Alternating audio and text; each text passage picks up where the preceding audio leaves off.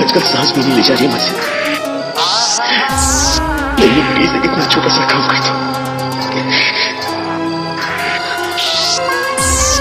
इतनी ताकत दो मुझे कि मैं उसे मार सकूं। DJ Maniram Vishwaj Channel. Channel.